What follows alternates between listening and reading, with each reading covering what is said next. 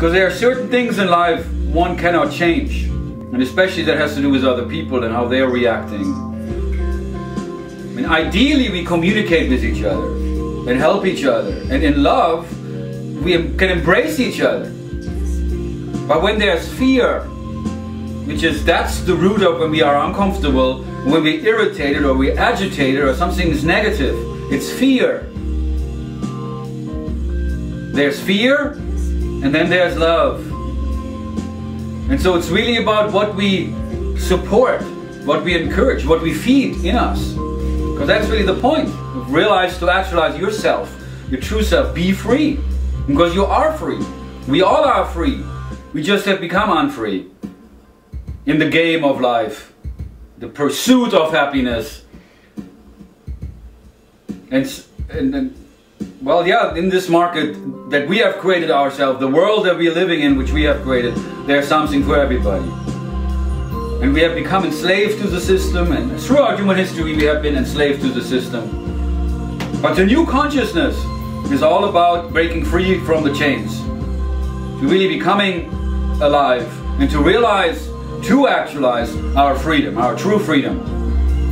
It's just sometimes because we don't communicate with each other openly, because we are afraid of something that we don't understand, or that scares us, and for whatever reason, maybe because we don't agree with what the other person is saying, or we don't like it, or we don't accept it, what they stand for, we reject it because we are afraid of it. But this ultimately keeps us from understanding, and that's the key. And that is possible only if we open ourselves up beyond the self. I not just think about or focus on my own reality and how it is for me and my fears, and I'm afraid of this and I'm that, and my perception and my impressions, and me, what I want. But true love is a giving, and it's about contributing to the life of the other person.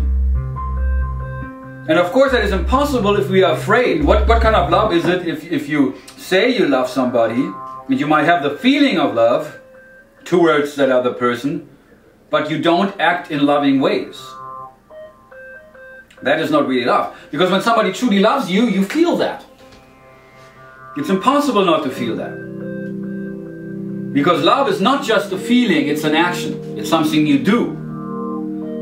So that when I say I love you, we're always concerned, and that's something Erich Fromm, who's been one of my greatest teachers, spiritual teachers, Erich Fromm, F-R-O-M-M, he wrote a book, The Art of Loving.